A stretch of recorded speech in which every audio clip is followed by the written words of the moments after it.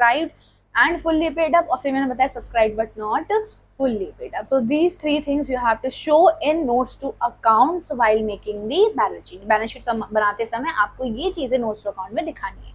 और एक चीज ध्यान रखना, जब पूरी बैलेंस शीट बनाते हैं तो उसमें नोट्स टू अकाउंट में सबसे पहला नोट जो होना चाहिए वो हमेशा शेयर कैपिटल होना चाहिए।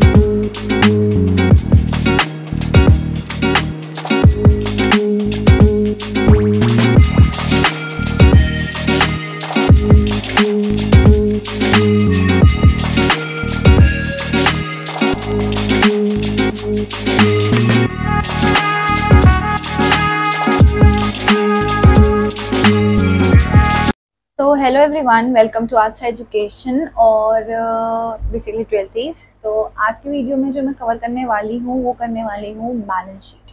ठीक है, जिसे हम कहते हैं final accounts of the company. ठीक है, हमने बेसिकली 11th में पढ़ा होता है कि बैलेंस शीट क्या है, लेकिन अब जो मैं बेसिकली बैलेंस शीट बताने वाली हूँ, मतलब अभी तक आप जो पढ़ते आए होंगे वो पार्टनरशिप की पढ़ते हैं। ठीक है, स्टार्टिंग में पार्टनरशिप का होता है ना, लाइक लाइबिलिटी इधर, एसेट इधर। लेकिन कंपनीज जो है ना उसका थोड़ा सा फॉर्मेट चेंज होता है कि हमारी तो बैलेंस शीट जो होती है थोड़ी वर्टिकल में बनती है। ठीक है, और उन सब चीज़ों को समझाना, उसमें हर एक टर्म देखो। एक्चुअली में हुआ ये कि इस वीडियो को बनाने का मेरा पर्पस आया कैसे आया, इसलिए कि मुझे लगा था कि चैप्टर छोटा छोटा कवर हो जाएगा, बट आई रियलाइज्ड कि एज पर न्यू बच्चे, ठीक है, कि उनको वो एज अ चैप्टर ही लेते हैं और उनको ये नहीं पता है कि कौन सी टर्म का मतलब क्या है। तो उनको ये याद नहीं रहता कि ये चीज़ यहाँ आएगी, ये चीज़ वहाँ आएगी, क्योंकि हमारे लिए जानना बहुत इंपॉर्टेंट है, क्योंकि इससे रिलेटेड हमारे बहुत सारे चैप्टर बनेंगे। अगर मुझे बैलेंस शीट याद होगी तो I can cover up the ratio होगा तो कैश फ्लो कर सकते हो, कैश फ्लो होगा तो मैं अपना शेयर्स को भी समझ सकती हूँ, मेरे बैलेंस शीट को वहाँ रखना नहीं पड़ेगा। तो आज इस वीडियो में जो मैं कवर करने वाली हूँ वो देखिए, मैं बैलेंस शीट का पूरा फॉर्मेट आपको याद करवाऊंगी। ठीक है, बट वो टुकड़ों में करवाऊंगी। पहले मैं आपको जो पोर्शन कंप्लीट करूंगी वो सारा लायबिलिटी का करूंगी, उसमें हर एक टर्म का मतलब बताऊंगी ताकि आपको मतलब दिमाग में बैठे और आपको अगली बार ये क्वेश्चन ना उठे कि यार ये चीज़ कौन से हेड में जाएगी और कौन से मेन हेड में नहीं जाएगी। ठीक है, क्योंकि हमें इसी चीज़ में डाउट रहता है कि हमारी ये चीज़ यहाँ क्यों आ रही है, हमें उसका क्योंकि सेंस ही नहीं पता है, और सेंस नहीं पता तो हम रटने की कोशिश करते हैं, रटने की कोशिश करते हैं तो हम ना कहीं गलत कर ही आते हैं।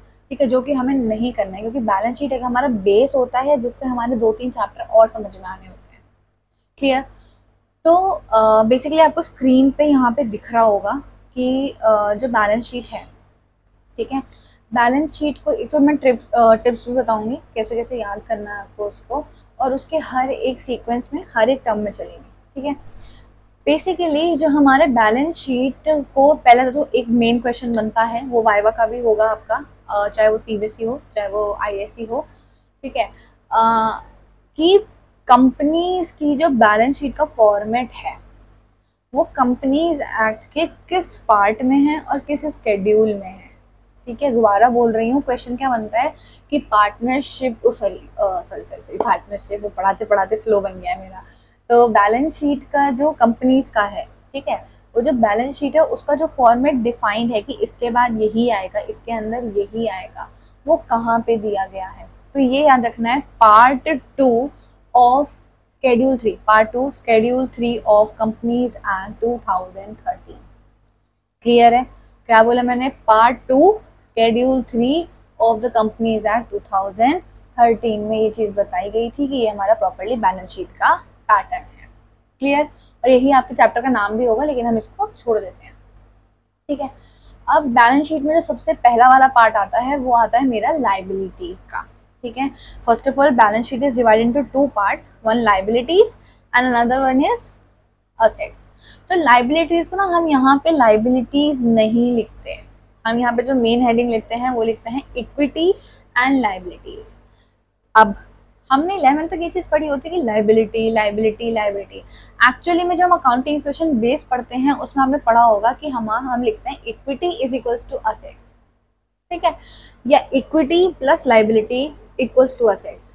ठीक है, अब यहाँ पे सबसे पहले जो चीज आती है वो इक्विटी क्या है, लाइबिलिटीज क्या है। ठीक है, यहाँ पे जो हमारा इक्विटी का पार्ट है उसके अंदर आता है share holders fund. I am repeating it, मैं दोबारा बता रही हूँ क्या बोलते हैं उसे, share holders fund. Share holders fund के अंदर आती है हमारी 3 कैटेगरी। मतलब जैसे आप बैलेंस शीट में देख रहे हो यहाँ पे, पहला पार्ट क्या है मेरा, equity and liability, that is the main head, सबसे बड़ा, लायबिलिटी के अंदर तो आना ही आना है। उसके बाद जो मेरा पार्ट है, अब जो मेन हेडिंग आ रही है वो आ रही है share holders fund. Share holder fund अगर मैं छोटे उसमें बताऊं कि वो लोग जो बेसिकली ओनर्स हैं बिजनेस के, वैसे वो हमने शेयर्स उठा के ओनर बनाए हो, चाहे वो हमने अपने पर्सनल पैसा लगाया हो, ठीक है, पर्सनल तो होगा नहीं, ऑब्वियसली कंपनीज की बात कर रहे हैं तो शेयर होल्डर हो गए। शेयर होल्डर्स फंड होते हैं 3 पार्टों में डिवाइडेड, दोबारा बोल रही हूँ किसमें, 3 पार्टों में डिवाइडेड। पहला पार्ट क्या है, शेयर कैपिटल। शेयर कैपिटल में आपको नाम से पता लग रहा होगा कि वो पैसा जो शेयर होल्डर्स ने लगा रखा है, ठीक है, वो पैसा जो शेयर होल्डर्स ने लगाया। तो मैं एक बार रीड कर देती हूँ आप लोगों के लिए कि share capital means the issued shares issued by the company for consideration received in cash, जो शेयर्स देके हमने पैसा उठाया। देखो मैं एक बार रीड कर देती हूँ आपके लिए। Share capital means shares issued by the company for consideration received in cash in kind और इक्विटी या प्रेफरेंस शेयर्स, ठीक है। आपको इसमें पता ही है हमारे यहाँ पे क्या क्या आएंगे, या तो इक्विटी शेयर्स या प्रेफरेंस शेयर्स। इक्विटी शेयर्स वो शेयर्स होते हैं जो बेसिकली हमें नॉर्मली जिसका हाईएस्ट रिस्क होता है, और प्रेफरेंस शेयर्स वो होते हैं जिनको हम फिक्स डिविडेंड देते हैं। उनका प्रॉफिट या लॉस से कोई लेना देना नहीं है कि हमें उतना देना है तो हम उतना ही डिविडेंड उन्हें देंगे। अब शेयर कैपिटल में एक चीज का ध्यान रखना है, जब हम बैलेंस शीट बना रहे होते हैं तो हम नोट्स टू अकाउंट बनाते हैं। नोट्स टू अकाउंट क्या होते हैं, जिसमें हम रेफरेंस देते हैं कि ये अमाउंट यहाँ पे कैसे आया, ठीक है। तो नोट्स टू अकाउंट में जो सबसे पहले शेयर कैपिटल में हम लिखते हैं वो लिखते हैं ऑथराइज्ड कैपिटल। जो शेयर कैपिटल है वो भी अंदर 3 चीजों में बटा हुआ है, एक है शेयर कैपिटल, एक है इशूड कैपिटल, एक है सब्सक्राइब्ड कैपिटल। सिंपल शब्दों में मैं समझाऊं, ऑथराइज कैपिटल का पहली बार दूसरा नाम होता है नॉमिनल कैपिटल। वो कैपिटल जो कि कंपनीज के मेमोरेंडम ऑफ एसोसिएशन में लिख दिया गया था कि अपनी एंटायर लाइफ में मैक्सिमम इतना पैसा उठा सकती है, इससे ज्यादा हम पब्लिक को इशू नहीं कर सकते। अब कुछ लोगों की इशू और ये सब समझ नहीं आ रहा होगा तो प्लीज जाके इशू ऑफ शेयर्स देखो, तो आपको वो भी चीज क्लियर होगी, ठीक है।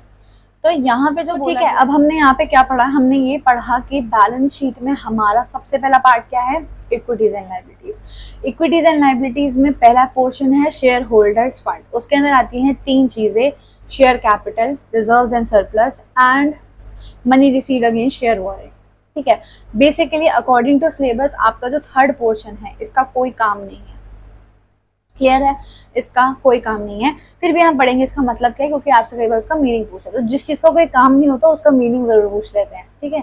तो सबसे पहले आता है हमारे पास शेयर कैपिटल। शेयर कैपिटल हमने पहले भी पढ़ा हुआ है, ठीक है, शेयर्स का जब चार्टर पढ़े तो फिर भी एक बार रिवाइज करा दे रही हूँ कि हम लोग जो पब्लिक से पैसा उठा रहे हैं शेयर्स में, टुकड़ों में, उसको हमें यहाँ पे शो करना होता है, ठीक है। अब वो इक्विटी शेयर्स भी हो सकते हैं, वो प्रेफरेंस शेयर्स भी हो सकते हैं, तो वो चीज हमें शो करनी होती है। अब बैलेंस शीट का जब फॉर्मेट बना रहे होते हैं, ठीक है, आपको स्क्रीन पे मैं हर चीज डिस्प्ले कर रही हूँ, तो बैलेंस शीट में जब आपने पहला पोर्शन लिखा है ना शेयर कैपिटल, तो उस शेयर कैपिटल का अब बैलेंस शीट का फॉर्मेट बन गया, ठीक है। फॉर्मेट आप पूरा ही बनाएंगे, मेजोरिटी में जो ज्यादातर चीजें देंगे ही आपको। लेकिन अभी हम लायबिलिटी तक पढ़ रहे हैं तो लायबिलिटी तक का दे रखा है मैंने। तो नोट्स टू अकाउंट में आपको हर चीज का बाइफिकेशन करना होता है कि मैंने ये चीज में जो अमाउंट आया है इसके अंदर मैंने कौन कौन सी चीजें इंक्लूड करी हैं, ठीक है। तो नोट्स टू अकाउंट में ध्यान रखना है, जब शेयर कैपिटल का हम करते हैं तो शेयर कैपिटल के 3 पार्ट आते हैं, authorised, issued, subscribed. Authorised, issued, subscribed. Authorise capital का दूसरा नाम है नॉमिनल कैपिटल, और वो उतनी मतलब वो मैक्सिमम कैपिटल होती है जो एक बिजनेस फर्म अपनी पूरी लाइफ टाइम में उठा सकती है, ठीक है। इसका मतलब क्या होता है ना, कि मैं थोड़ा शॉर्ट में बता देती हूँ कि जो कंपनी होती है जब वो एक बार स्टार्ट होती है उसको लगता है कि भाई एक्सपेंशन करना है, तो वो एक मेमोरेंडम ऑफ एसोसिएशन में मैक्सिमम लिमिट डाल देती है कि इसके बाद इससे ज्यादा हम पब्लिक से पैसा नहीं मांग सकते, लेकिन कि मैं इतने ही इक्विटी शेयर इशू कर सकता हूँ और मैं इतने ही प्रेफरेंस शेयर इशू कर सकते हैं, ये बिजनेस का फॉर्म है, ठीक है। तो ये this is the maximum capital जो कंपनी एक पब्लिक से उठा सकती है, इक्विटी की फॉर्म में या प्रेफरेंस शेयर की फॉर्म में, ठीक है। तो मान लो हमारी फर्म का 10 लाख रुपए है मैक्सिमम, अभी बहुत छोटा ले रही हूँ मैं, 10 लाख तो नहीं उठाएंगे हम लोग, 10 लाख मैक्सिमम है, तो हम कैसे लिखेंगे, और हर पर शेयर का प्राइस 10 रुपए है, तो 1 लाख इक्विटी ऑथराइज कैपिटल हम लिखेंगे फर्स्ट वर्किंग नोट्स अकाउंट में .1 शेयर कैपिटल, अंदर लिखेंगे ऑथराइज कैपिटल। ऑथराइज कैपिटल के अंदर 1 लाख इक्विटी या 50-50 इक्विटी या प्रेफरेंस @10 each डाल दिया। ठीक है, आपको मैंने इधर दिखा रखा है। फिर सेकेंड पार्ट आता है हमारे पास इशूड कैपिटल। वो होता है कि हमने अभी कितना पब्लिक से पैसा मांगा है। ठीक है, अब मैक्सिमम तो बहुत है, ये चीज मैंने पहले भी समझाई थी, मैक्सिमम बहुत है, लेकिन अभी की रिक्वायरमेंट है मेरी 1 लाख रुपए की, तो मैंने 1 लाख रुपए उठाए हैं। ठीक है, तो वो हो गए इशूड कि मैंने कितना ऑफर दिया पब्लिक को। तो मैंने कितना दिया 10,000 इक्विटी शेयर्स @10 each, तो मेरे पास 1 लाख रुपए आए या नहीं आए? आ गए। अब आता है सब्सक्राइब कैपिटल। सब्सक्राइब होता है इशूड से भी कम। इसका मतलब क्या है कि हमने तो मांगे पर उन्होंने उतना दिया या नहीं दिया वो उन पे डिपेंड करता है। ठीक है, हमारे पास एक्सेप्टेंस कितना आया। तो सब्सक्राइब कैपिटल का जो पहला पोर्शन है वो ये है, sorry for inconvenience, subscribe capital का मतलब है कि हमारे पास कितना आया। ठीक है, तो सब्सक्राइब्ड, इसमें भी 2 पार्ट हो गए, subscribed and fully paid up and subscribed but not fully paid up. Subscribed fully paid up में आता है कि कितना अमाउंट पूरा आ गया है, अगर पूरे शेयर्स का पैसा आ गया, या जितना हमने अलॉट किया था उसमें से कुछ पोर्शन अगर नहीं आया तो वो कहाँ जाएगा, subscribed and fully paid up में। तो इसको शो करने का तरीका बता देती हूँ। जैसे मान लो हमारे पास पूरा 10 का था, 10 की डिमांड आ गई, तो उसमें से एक बंदा था जिसके 4000 शेयर की या मान लो 400 शेयर्स की उसको अलॉटेड थे, लेकिन उसने हमें अलॉटमेंट का पैसा नहीं दिया और फाइनल कॉल का पैसा नहीं दिया। ठीक है, तो मान लीजिए उसका एप्लीकेशन पे 400 पे 5 रुपए आ चुका था। ठीक है, हमने पूरा लिखा, तो आप क्या करोगे, जब subscribe and fully paid up में लिखोगे 99,600 शेयर है, क्योंकि वो ऐसे शेयर होल्डर्स हैं जिनका पूरा पैसा आया है। लेकिन जिस बंदे का नहीं आया उसको किस में डालोगे, subscribe but not fully paid up. Clear? ठीक है, मैं दोबारा बोल देती हूँ। तो हमारा पहला पोर्शन क्या है, शेयर होल्डर्स फंड, मतलब सॉरी इक्विटी एंड लायबिलिटीज। उसके अंदर सबसे पहली हेडिंग आती है शेयर होल्डर फंड, जिसके अंदर पहला आता है शेयर कैपिटल। शेयर कैपिटल में हमें नोट्स अकाउंट में 3 चीजें मैंडेटरी हैं, ऑथराइज, इशूड एंड सब्सक्राइब दिखाना। ऑथराइज का मतलब क्या है, मैक्सिमम कैपिटल जो कंपनी एक लिमिट तक उठा सकती है, पर अगर वो आपको क्वेश्चन में नहीं दिया गया है तो ऐसा नहीं है कि वो स्किप कर देना है। ठीक है, आपको ऐसे डैश डैश डैश डैश लिख के आना है कि dash dash equity shares @rupees dash dash each. ठीक है, आप चाहे डैश डैश ही लिख के आओ, बट आप उसको स्किप नहीं कर सकते, उसके नंबर कटते हैं। ठीक है, क्योंकि हर कंपनी की कुछ ना कुछ ऑथराइज कैपिटल होती है। क्लियर है? सेकेंड चीज आपकी आएगी इशूड कैपिटल। इशूड कैपिटल में मैंने आपको बोला कि वो जितना हमने ऑफर दिया है तो आपको वो शो करना पड़ेगा। और सब्सक्राइब में मैंने आपको 2 पोर्शन बताए, subscribe and fully paid up, और फिर मैंने बताया subscribe but not fully paid up. तो these 3 things you have to show in notes to accounts while making the balance sheet. Balance sheet बनाते समय आपको ये चीजें नोट्स टू अकाउंट में दिखानी है। और एक चीज ध्यान रखना, जब पूरी बैलेंस शीट बनाते हैं तो उसमें नोट्स टू अकाउंट में सबसे पहला नोट जो होना चाहिए वो हमेशा शेयर कैपिटल का होना चाहिए। उसके बाद चाहे आप उल्टे सीधे नंबर डाल सकते हो कि पहले मुझे ये दिख गया तो मैंने इसका नोट बना दिया, पर ये मैंडेटरी है कि शेयर कैपिटल का नोट्स टू अकाउंट हमेशा पहला बनता है, क्योंकि कोई भी कंपनी की अगर फॉर्म चेक करेगा तो सबसे पहले शेयर्स चेक करेगा। ठीक है, उसकी वर्थ चेक करेगा। क्लियर है? ये इसका लॉजिक था। अब उसके बाद आता है हमारा दूसरा पोर्शन शेयर होल्डर फंड के अंदर reserves and surplus. Reserves and surplus बहुत सिंपल है। रिजर्व्स कौन सा पैसा होता है जो हमने प्रॉफिट में से हटा के कुछ रिजर्व्स बनाए हैं आप अपने फ्यूचर को सेव करने के लिए, कि कोई कंटिजेंसी हो गई, कोई हमें एकदम अचानक से कोई खतरा आ गया या कोई एकदम से खर्चा आ गया जो हमारे लिए अनएक्सपेक्टेड था, तो एकदम से रोने से अच्छा हम उसके लिए प्रिपेयर होकर चल रहे हैं। ठीक है, तो इसमें कुछ कुछ रिजर्व्स के मैं नाम बता देती हूँ, जैसे जनरल रिजर्व हो गया, वर्कमैन कंपनसेशन रिजर्व हो गया, आपका इन्वेस्टमेंट फ्लक्चुएशन रिजर्व हो गया, और आपका SPR सिक्योरिटीज प्रीमियम रिजर्व हो गया, और कैपिटल रिजर्व हो गया। ठीक है, ये सारी चीजें आपको नोट्स अकाउंट में ऐड ऐसे जितने भी होंगे उनको ऐड करके फिर बैलेंस शीट में आपको प्लस करना है। इसी में जो सरप्लस है, सरप्लस का मतलब क्या है, इस साल का जो प्रॉफिट है या जो भी लॉस है वो it can be positive negative. अगर आपको पॉजिटिव दिया हुआ है तो आप प्लस कर दोगे, और अगर आपको ब्रैकेट में दिया हुआ है तो मतलब वो साल का लॉस था उसे नेगेटिव। बट यहाँ पे जो कंफ्यूजन होती है वो ये होती है कि हम बोल तो सरप्लस रहे हैं और लगा लॉस रहे हैं, तो वो एक नाम दिया गया है surplus in statement of P&L। But अगर उसमें नेगेटिव का बैलेंस है तो इसका मतलब वो इस साल का लॉस हुआ है, ठीक है, उसको थोड़ा सेंस लगाना है।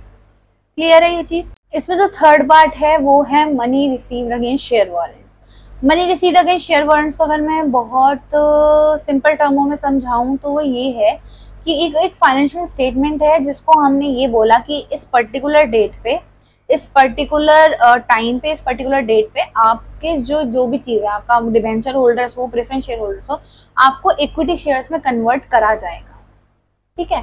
तो जब तक वो कन्वर्ट नहीं होते हैं तब तक हम उन्हें कहते हैं money received against share warrants. क्या अब हमने उन्हें वारंटी दी थी कि हम उनके शेयर्स को इक्विटी में कन्वर्ट कर देंगे, तो ये उसमें शो होता है और ये बेसिकली कैपिटल का पार्ट है तो कैपिटल में शो होगा ही होगा।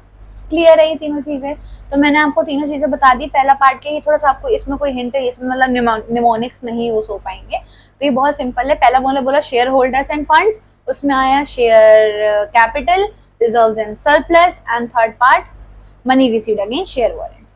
अब आते हैं इक्विटी एंड लायबिलिटी के दूसरे पार्ट पे। This is share application money pending allotment, ठीक है। इसका भी बेसिकली आपका कोई काम नहीं होता, मतलब अभी 12th में कोई ऐसा काम नहीं है, लेकिन फर्म के लेवल पे आपको समझना पड़ेगा। Share application money pending allotment, इसमें क्या होता है कि हमारी जो अलॉटमेंट की डेट थी ना वो बैलेंस शीट के बाद आई है। जब हमें अलॉट करने हैं शेयर्स तो वो बैलेंस शीट के बाद आई है। तो यहाँ पे क्या है, एप्लीकेशन मनी पेंडिंग अलॉटमेंट। आप समझो, शेयर एप्लीकेशन मनी, पैसा आ गया है पर हमने अभी अलॉट नहीं किया। अगर ये अलॉट हो जाता तो ये कहाँ जाता, शेयर कैपिटल में। क्लियर है ना, क्योंकि इशूड वाले पार्ट में आ जाता है। दोबारा बोल रही हूँ, share application money pending allotment. Share application money मतलब शेयर एप्लीकेशन, जो हमारे पब्लिक थे उन्होंने हमें पैसा दे दिया कि उन्हें इतने शेयर्स लेने हैं, उन्होंने प्रोस्पेक्टस देखा, उन्होंने हमें पैसे दे दिए, पर अभी जैसे ही हम उनको अलॉट करते इतने हमारा साल खत्म हो गया, तो अब वो अगले साल में दिखाया जाएगा, क्योंकि अगले साल को ही हम उन्हें अलॉट कर पाएंगे। तब तक तो हमें इस साल की बैलेंस शीट खत्म करनी है, तो इस साल तो हम उसे कैपिटल में नहीं डाल सकते, तो उसे हम कहाँ डाल देते हैं, share application money pending allotment. Clear है ये चीज, बहुत आराम से समझना इस चीज को, ठीक है। अब आपको ये दो पार्ट तो बहुत आराम से समझ में आ गए हैं। अब मैं आती हूँ थर्ड पार्ट पे। थर्ड मेरा होता है नॉन करंट लायबिलिटीज। क्या होता है, नॉन करंट लायबिलिटी। लेकिन नॉन करंट लायबिलिटीज को समझने के लिए आपको करंट लायबिलिटीज का पता होना चाहिए। तो आप एक सेकेंड रुको, हाँ ठीक है। करंट लायबिलिटी में सबसे पहला पॉइंट आता है, सॉरी फॉर दिस इनकन्वीनियंस, क्योंकि मेरा जो स्क्रीन पे वो मतलब अभी बोर्ड नहीं है, वरना मैं लिख देती, तो मुझे थोड़ा सा इससे रेफर करना पड़ेगा, ठीक है। करंट लायबिलिटीज, हमारा जो शेड्यूल 3 है कंपनीज एक्ट का, उसने करंट लायबिलिटी को बताया क्या है। करंट लायबिलिटी होता है जो हमारी नॉर्मल ऑपरेटिंग साइकिल के अंदर खत्म हो जाए कोई भी लायबिलिटी। अब ऑपरेटिंग साइकिल क्या है, ऑपरेटिंग साइकिल होता है कि मान लो हम कोई प्रोडक्ट बेचते हैं, जैसे मान लो मेरी कंपनी कपड़े बेचती है, ठीक है। तो क्या होगा, मैंने रॉ मटेरियल उठाया, उनको पैसे दिए, फिर मैंने उसको मैन्युफैक्चर किया, फिर मैंने उसको एडवर्टीजमेंट कराया, फिर मैंने सेल करी, फिर मेरे पे पैसा आया। तो ये एक समान रॉ मटेरियल से उसे बेच के वापस पैसा कमाने में जितना टाइम लगता है मेरे प्रोडक्ट को, उसे हम बोलते हैं ऑपरेटिंग साइकिल। क्लियर है, मतलब कोई भी कंपनी अगर वो कुछ मैन्युफैक्चर कर रही है, इवन सर्विसेज भी कर रही है, तो उसको अपना पैसा लगाकर उसी पैसे को वापस कमाने में जो तो टाइम लगता है, उसे हम बोलते हैं ऑपरेटिंग साइकिल, ठीक है। मैक्सिमम जब हमें उसका कुछ नहीं पता होता तो हम उसे 12 महीने लेते हैं, एक डिफॉल्ट में 12 महीने मान के चलते कि हमारी ऑपरेटिंग साइकिल का टर्म है 12 महीने। लेकिन कई बार इसका 18 महीने भी होता है, क्योंकि कुछ कंपनियां होती हैं जो बहुत अच्छे प्रोडक्ट्स बना रही हैं, जिनको मैन्युफैक्चर करने में भी बहुत टाइम लग रहा है, फिर उनको बेचने में टाइम लगता है, फिर बेच के उनको कमाने में टाइम लगता है, तो उनकी ऑपरेटिंग साइकिल कम से कम 18 महीने हो गई। लेकिन अगर मेंशन नहीं है तो हम उसे 12 महीने देंगे। तो करंट लायबिलिटी, और यहाँ पे याद रखना है ये 4 कंडीशंस हैं, इनमें से कोई भी अगर सेटिस्फाई होती है तो वो करंट लायबिलिटी के अंदर गिना जाएगा, ठीक है। ये और वाला केस है। तो यहाँ पे मैंने क्या बोला, current liabilities are the liability which are expected to be settled in companies operating cycle. की ऑपरेटिंग साइकिल से पहले अगर कोई भी हमारी लाइबिलिटी, मतलब कोई भी हमें पैसा किसी को पे करना है, वो ऑपरेटिंग साइकिल के अंदर अंदर करना है। मान लो अगर हमें 12 महीने के अंदर हमने किसी को पेमेंट कर दी और हमारी ऑपरेटिंग साइकिल के 18 महीने या 12 महीने या 12 महीने के अंदर कर दी, तो क्या हो गया, वो हमारी करंट लाइबिलिटी हो गई। दूसरी कंडीशन जो इसकी आती है वो ये आती है कि हमारी जो बेसिकली लाइबिलिटी है, this is only held for the purpose of trade. मतलब को जो ये हमने लाइबिलिटी बनाई है, ये लाइबिलिटी हमारी बिजनेस से ही लेने देने से होनी चाहिए, कि जो बिजनेस हम डील कर रहे हैं उसी के लिए खर्ची की लाइबिलिटी है। तो ये करंट लाइबिलिटी खुद भी सोचो ना, अगर मैंने कोई रॉ मटेरियल उठाया है तो वो मैंने सामान बनाने के लिए उठाया होगा। ये तो नहीं ना रॉ मटेरियल उठा के चलो जी आज तो घर रखेंगे, ऐसे नहीं होता है ना। हमें बिजनेस के लिए रखा होगा। ये तो नहीं है ना कि आज हमने साड़ी का सामान खरीदा, हमारी साड़ी बेचने की दुकान है, नहीं आज तो हमें इसके लिए लेके जाना है, अपनी बीवी के लिए लेके जाना है, पत्नी के लिए लेके चलते हैं, ऐसा नहीं होता। ठीक है, तो जो सामान हमने बेसिकली अपना मैन्युफैक्चर करके सेल करने के लिए रखा है, उस पर कोई लाइबिलिटी, उस पर कोई क्रेडिटर बन रहा है जिसको हमें पेमेंट करनी है, वो हमारा आता है करंट लाइबिलिटी में। ठीक है, फिर आता है इसका थर्ड पॉइंट कि कोई भी अगर हमारी लाइबिलिटी 12 महीने के अंदर अंदर पे करनी होती है, यहाँ ऑपरेटिंग साइकिल से कोई लेना देना नहीं है, यहाँ हम बोल रहे हैं रिपोर्टिंग डेट से। ठीक है, कि बैलेंस शीट की जो डेट खत्म हो रही है उससे पहले पहले अगर हमें कोई चीज पेमेंट करनी है तो भी वो हमारी करंट लाइबिलिटी में ही गिनी जाएगी। फिर आता है फोर्थ पार्ट हमारे पास, no liability reporting date. There is no unconditional right to defer settlement for at least 12 months after the reporting date। मतलब कोई भी एक ऐसी लाइबिलिटी है जिसे ना चाहकर भी हम चाहते हैं कि 12 महीने तक एक्सटेंड कर दें, बट हम उसे नहीं एक्सटेंड कर सकते। ठीक है, कुछ लोग होते हैं ना, कुछ की पेमेंट हम नहीं कर सकते बाद में, वो अभी मांग रहे हैं। तो अगर कोई ऐसी लाइबिलिटी है जिसको हम रिपोर्टिंग डेट से ज्यादा एक्सटेंड नहीं कर सकते, वो भी हमारा करंट लाइबिलिटी में आता है। तो current liability schedule 3 of the companies act ने बताया है कि कोई भी लाइबिलिटी जो ऑपरेटिंग साइकिल के अंदर अंदर खत्म होती हो। ठीक है, ऑपरेटिंग साइकिल मैंने आपको बता दिया कि हमारे सामान को बनाने से, सामान के रॉ मटेरियल से खरीदने से लेके सामान को बनाने से लेके बेच के फिर वापस पैसा कमाने तक जो पूरी साइकिल होती है, जो एक पूरा पीरियड होता है, उसे हम बोलते हैं ऑपरेटिंग साइकिल। डिफॉल्ट में वो 12 मंथ्स होता है, बट एक्चुअली में वो कुछ भी हो सकता है डिपेंडिंग ऑन द प्रोडक्ट और कंपनी। फिर सेकेंड पॉइंट क्या आया कि हमारा रिपोर्टिंग डेट से के अंदर अंदर, मतलब 12 महीने के अंदर अंदर कोई लाइबिलिटी खत्म होनी चाह रही है, होती है तो वो करंट लाइबिलिटी में लिखी जाएगी। तीसरी चीज कि हमारा कोई भी ऐसी लाइबिलिटी जिसे हम रिपोर्टिंग डेट से ज्यादा ना चाहकर भी एक्सटेंड नहीं कर सकते, हम चाहते हैं करना बट नहीं कर सकते, तो वो भी हमारा आएगा करंट लाइबिलिटी में। फोर्थ पॉइंट हमारे पास आता है for the purpose of being traded, मतलब कि हमें उसको ट्रेडिंग पर्पस के लिए, कोई भी ऐसी लाइबिलिटी जो हमने अपने सामान को ही बेचने के लिए रखी थी उसी से ही बनी है। देखो ऐसा होता है ना कि हमने कोई पर्सनल खर्च के लिए भी अपना उधार ले लिया, तो वो नहीं आएगा इसमें। या हमने मान लो बिजनेस फर्म ही है और हमने किसी से उधार लिया था किसी और काम के लिए या रेंट देने के लिए अपना, लेकिन वो रेंट का इससे कोई लेना देना नहीं है, वो ऑफिस से, अगर कोई प्रोडक्ट से रिलेटेड है तो वो करंट लाइबिलिटी में आएगा ही आएगा। ठीक है, क्लियर है। तो जब करंट लाइबिलिटी इन सब चीजों को माना जाता है, तो नॉन करंट लाइबिलिटी की डेफिनेशन बहुत आसान दी गई है। Liabilities which are not the current liabilities are known as non current liabilities. वो लाइबिलिटीज जो 12 महीने के बाद खत्म होंगी, या रिपोर्ट ऑपरेटिंग साइकिल से बाद में खत्म होंगी, या जिसको हम एक्सटेंड कर सकते हैं, या वो ट्रेडिंग पर्पस के लिए नहीं है, तो वो सारी लाइबिलिटी हमारी किस लिए आती है, नॉन करंट लाइबिलिटी। क्लियर है ये चीज। ये मैंने इसलिए क्वेश्चन कराया क्योंकि आपको क्वेश्चन पूछा जाता है कि करंट लाइबिलिटी की कंडीशन बताओ कि करंट लाइबिलिटी होती कौन कौन सी है, तो वो 4 कंडीशन बताइए जिसमें आप बता सकते हैं कि करंट लाइबिलिटी आपकी ये मानी जाएगी। क्लियर है ये वाली चीज। तो अब हम जो बोल रहे हैं, अब मैं यहाँ पे आपको देखो स्क्रीन पे देखना बहुत ध्यान से, आपको एक हिंट दे रही हूँ। नॉन करंट लाइबिलिटी को याद करने का तरीका है लडॉल, लडॉल, LDOL, लडॉल, LDOL, long term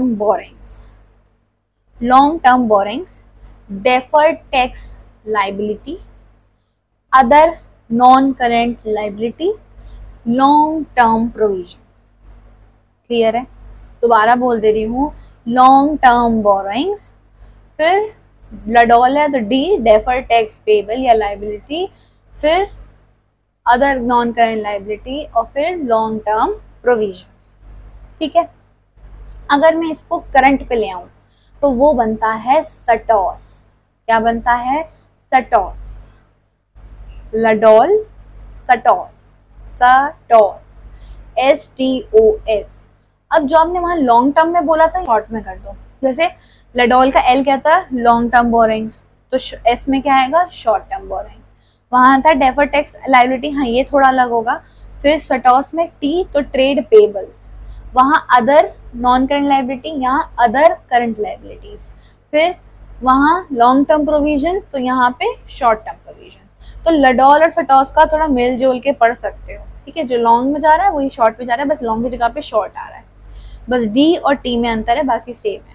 तो ध्यान रखना। अब मैंने आपको लायबिलिटी का पहले सीक्वेंस पूरा पढ़ा दिया, मैं एक टर्म समझाऊंगी कौन सी चीज कैसे आ रही है। पहली चीज मैंने एक बार दोबारा रिकैप करा रही हूँ, इक्विटीज एंड लायबिलिटीज। उसमें पहला पोर्शन था हमारा शेयर होल्डर्स फंड, जिसके अंदर 3 चीजें आती हैं। शेयर कैपिटल, कैपिटल के अंदर नोट्स टू अकाउंट में ऑथराइज्ड, इशूड और सब्सक्राइब्ड आपको लिखना ही लिखना है। फिर आता है reserves and surplus. Reserves and surplus में मैंने आपको रिजर्व्स बता दिए, सरप्लस बता दिए, कौन सी चीज कहाँ पे जाएगी। ठीक है, कुछ टर्म्स जो ऐसे हैं जिनको डिटेल में समझाना है। अभी मैं आपको बैलेंस शीट को तरीका बता रही हूँ याद करने का। ठीक है, कुछ वीडियोस में मैं धीरे धीरे उनके क्वेश्चन कवर करूंगी।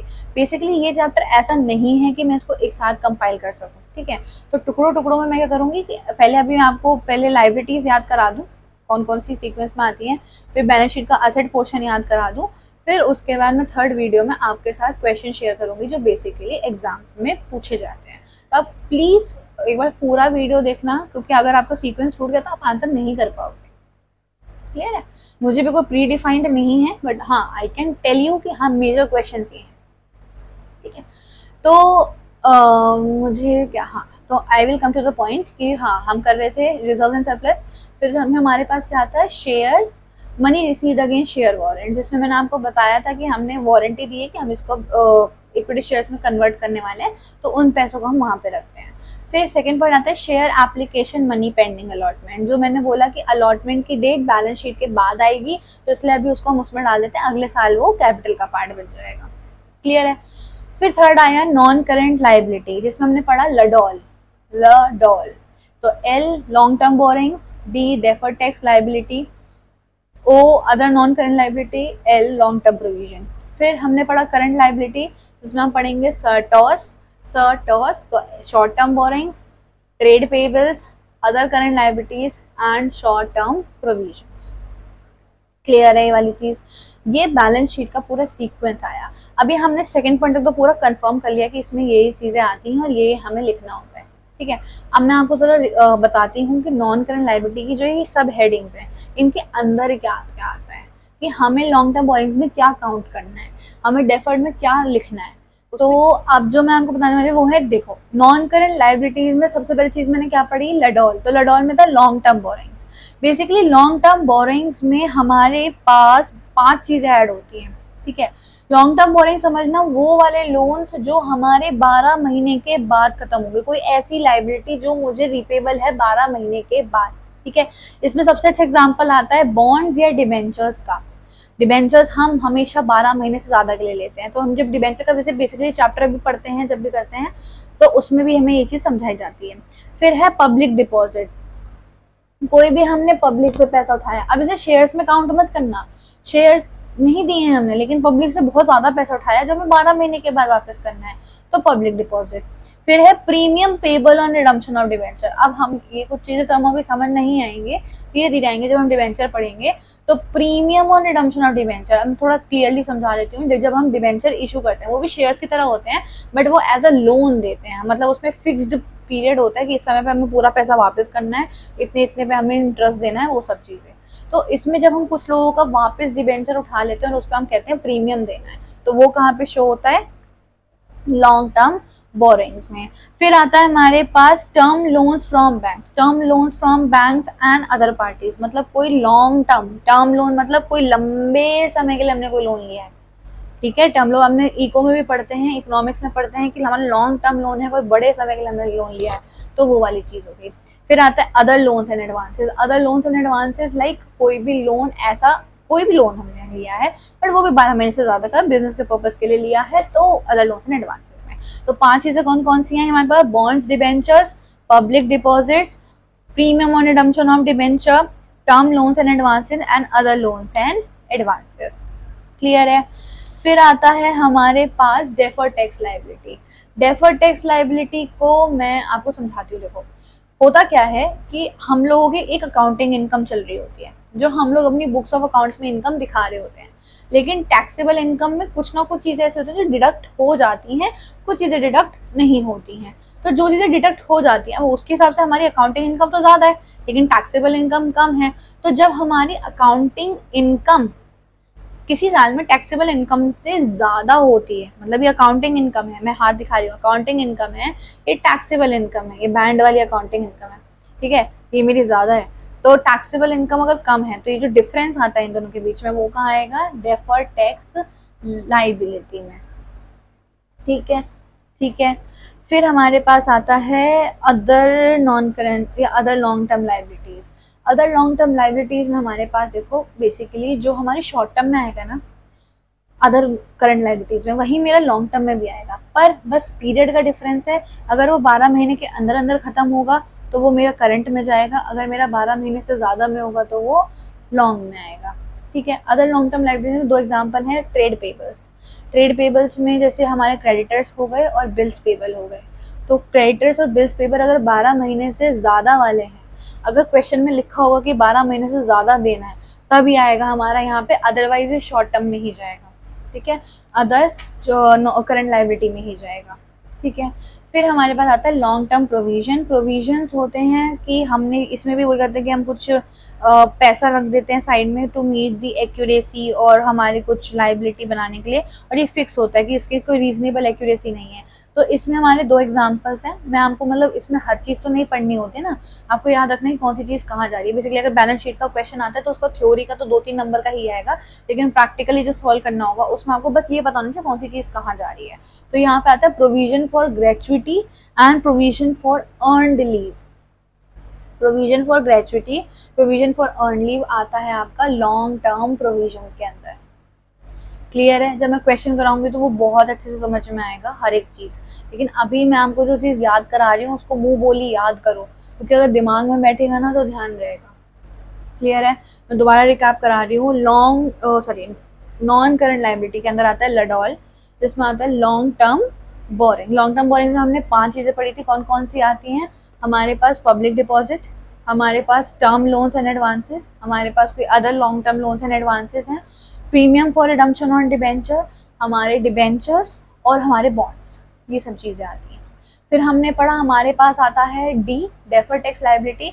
अगर मेरी अकाउंटिंग इनकम टैक्सेबल इनकम से ज़्यादा है तो उसका जो डिफरेंस होगा वो कहाँ जाएगा? मेरा डेफर्ड टैक्स लायबिलिटी में। ठीक है। और इसी में अगर मैं आपको बोलूँ कि जो मेरी टैक्सेबल इनकम अगर ज़्यादा हो जाए और मेरी अकाउंटिंग इनकम कम हो जाए तो क्या होगा? ये मेरी असेट बन जाएगी। तो जब हम असेट का पार्ट पढ़ेंगे ना तो वहाँ पे डेफर्ड टैक्स असेट आता है तो वहाँ पे डलेगा। ठीक है। फिर आएगा अदर लॉन्ग टर्म लायबिलिटीज, जो शॉर्ट टर्म में नहीं आएंगी वो लॉन्ग टर्म में आएंगी। जैसे कि हमारे ट्रेड पेबल्स, मतलब हमारे क्रेडिटर्स हैं और बिल्स पेबल हैं, अगर वो 12 महीने से बाद हम पे कर सकते हैं, हमारी ऑपरेटिंग साइकिल के बाद हम पे कर सकते हैं, तो वो आ जाते हैं लॉन्ग टर्म। फिर लॉन्ग टर्म प्रोविजन में 2 प्रोविजन हमारे, provision for gratuity and provision for earned leave. I guess आपको साथ साथ याद हो गया।